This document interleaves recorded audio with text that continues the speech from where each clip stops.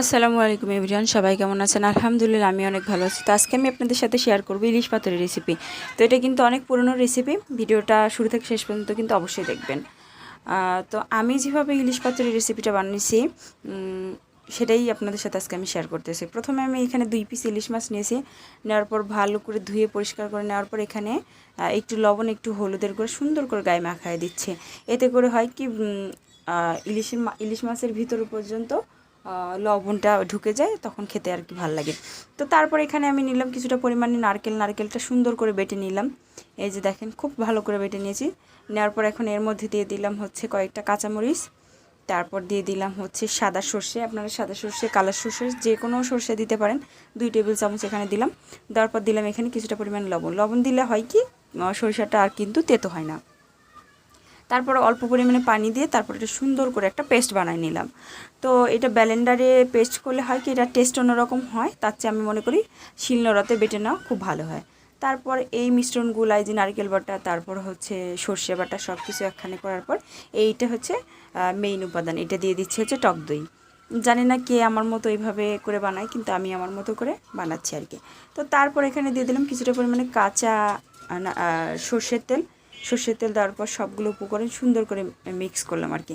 তো এখানে আমি আর কোনো পরিমাণে লবণ অ্যাড করব না, কারণ আমি মাছের সাথে লবণ দিয়েছি আর আর হচ্ছে সর্ষে বাটার সময় তার সাথে লবণ দিয়েছি, আর এখানে কোনো পরিমাণ লবণ দিব না, অল্প পরিমাণ মাছ সেই জন্য আর কি। তারপর ভালো করে মেখে চেকে এটাকে রেখে দিলাম। রেখে দেওয়ার পর একটা বাটিতে সুন্দর করে পানি নিলাম। নেওয়ার পর পানিতে দিলাম পরিমাণ মতো লবণ কিছুটা, তারপর একটু হলুদের গুঁড়া, তারপর অল্প পরিমাণে একটু সরিষার তেল দিয়ে একটা তৈরি করে নিলাম আর কি। নেওয়ার পর এর মধ্যে দিয়ে দিলাম কয়েকটা হচ্ছে লাউ পাতা। তো লাউ পাতাটা দেওয়ার কারণ হচ্ছে লাউ পাতাটা খাওয়া যায়, আর কলার পাতা দিয়েও কিন্তু আমরা পাতুরি বানাই। পাতুরি কিন্তু কলার পাতাটি বানানো হয়। তো লাউ পাতা দিলে হয় কি লাউ পাতাটা আর কি খাওয়াও যায়। তো তারপর লাউ পাতাটা পানির সাথে একটু করে নিয়ে একটু ধুয়ে নিয়ে তারপরে এখানে যে পেস্টটা তৈরি করে রাখছিলাম, যে বাটাটা, সেটা একটু নিচে একটু সুন্দর করে মেখে জেখে নিয়ে নিলাম আর কি, মানে ছড়াই দিলাম। দেওয়ার পর তারপরে যে মাছটা তুলে দিলাম, দেওয়ার পর মাছের উপর কিছুটা পরিমাণ দিয়ে এখন সুন্দর করে ভালো করে মুড়িয়ে নিব আর কি। তো এইভাবে পাতুরি বানালে কিন্তু সব কিছু খাওয়া যায়, কোনো কিছু আর ফেলনা হয় না। তো সেই জন্য আমি কিন্তু কুমড়োর লাউর পাতাটা ইউজ করছি। আপনারা চাইলে এখানে কিন্তু কলার পাতা ইউজ করতে পারেন, কোনো সমস্যা নাই। তো তারপরে এক এক করে সেমভাবে আমি সবগুলোই করে নিচ্ছি আর কি, রেডি করে নিচ্ছি। যে ঠিক আগেরটা যেভাবে বানালাম সেভাবে কিন্তু করতেছি, দেখি কিন্তু অবশ্যই আপনারা বুঝতে পারতেছেন।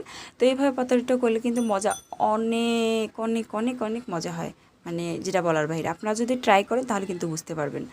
তো তারপর পাতাটা সুন্দর করে ভালো করে পেঁচিয়ে পুচিয়ে নিলাম আর কি। তো আপনারা চাইলে এটা সুতা দিয়ে বেঁধেও নিতে পারেন, কোনো সমস্যা নেই, কিন্তু আমি এখানে সুতা টুতা ইউজ করে নেই। সুতা দিয়ে বেঁধে নিতে পারেন, কোনো সমস্যা নেই। তো আর একটু সামনের মাথাটা যেন কোনো কিছু মশলা না বের হয়ে যায়, সেই জন্য আমি আরেকটা পাতা দিয়ে সুন্দর করে মুড়ায় নিলাম। মুড়ায় নিয়ে সুন্দর করে রেডি করে নিচ্ছে আর কি। পাতাগুলা দিয়ে খুব ভালো করে মুড়ায় নিচ্ছে, যে মুখটা একটু খোলা ছিল সেই মুখটা আর কি। তারপর একটা ছোট পাতিলের মধ্যে কিছুটা পরিমাণে পানি গরম করে নিয়েছি। নেওয়ার পর এটা দেখতে পারতেছেন, এটা হচ্ছে ছাঁকনি। তো ছাঁকনিতে আমি এটা আর কি স্টিম করে নেবো আর কি। আপনার চাইলে স্টিমারের মধ্যেও করতে পারেন বা অন্য কোনো যে কোনো পদ্ধতিতেও করতে পারেন। তো আমার কাছে এটা খুব সহজ মনে হয়েছে, আমি এটা আর কি করতেছি। তো রাইস কুকারে যে স্টিমারগুলো থাকে সেগুলোতেও কিন্তু করে নিতে পারেন, কোনো অসুবিধা নেই। তো তারপরে মাছের পিস দুটো দেওয়ার পর সুন্দর করে একটা ঢাকনা দিয়ে ঢেকে দিলাম। দেওয়ার পর কিছুক্ষণ পর আর 10-15 মিনিট পরে এটা আমি একটু উল্টে দিলাম। ঠিক 10-15 মিনিট নয়, 8-10 মিনিট এরকম। তারপর আমি এই পিঠটা উল্টে দিলাম। দেওয়ার পর হচ্ছে ওই পিঠটা আমি এখন উল্টে দেবো। দুইটা মাছে উল্টে দিলাম। দেওয়ার পর এখন সুন্দর করে আবারও ঢাকনাটা দিয়ে ঢেকে রেখে দিব এই 7-8 মিনিটের মতো। তো 7-8 মিনিট পর আমি ঢাকনাটা তুলে দেখবো, দেখেন পাতাগুলো সব সিদ্ধ হয়ে গেছে, দেখে বোঝা যাচ্ছে যে এটা ঠিকঠাক হয়ে গেছে। আর ইলিশ মাছ রান্না করতে কিন্তু খুব বেশি সময় লাগে না, সুন্দর একটা গ্রানও চলে আসছে। তারপরে যে আমি এখন নিয়ে চলে আসলাম, দেখেন পরিবেশন করে দেখাই দিয়েছে কতটা সুন্দর হয়েছে, কতটা টেস্টি, কতটা মজাদার হয়েছে, সেটা আপনারা ট্রাই না করলে বুঝতে পারবেন না। তো ভিডিওটা ভালো লাগলে অবশ্যই কিন্তু লাইক করবেন, কমেন্ট করে জানাবেন যে কেমন হলো আমার আজকের এই ভিডিওটা। যারা আমার এখন পর্যন্ত ইউটিউব চ্যানেলটা সাবস্ক্রাইব করেনি তারা প্লিজ প্লিজ আমার ইউটিউব চ্যানেলটা সাবস্ক্রাইব করে দেবেন। আর আবারও বলতেছি, ভিডিওটা ভালো লাগলে লাইক করবেন, শেয়ার করে দিবেন। আর আমার প্রতিটা ভিডিও সিম্পলভাবে আপনাদের সামনে আমি উপস্থাপনা করি। আপনারা কিন্তু অবশ্যই আমার ইউটিউব চ্যানেলে গিয়ে দেখে আসবেন। তো দেখেন মাছটা কতটা পরিমাণ নরম ও সফট হয়েছে, এতটা পরিমাণ মজা হয়েছে যেটা বলার বাইরে। তো সবাই ভালো থাকবেন, আমার জন্য দোয়া করবেন। আল্লাহ হাফেজ।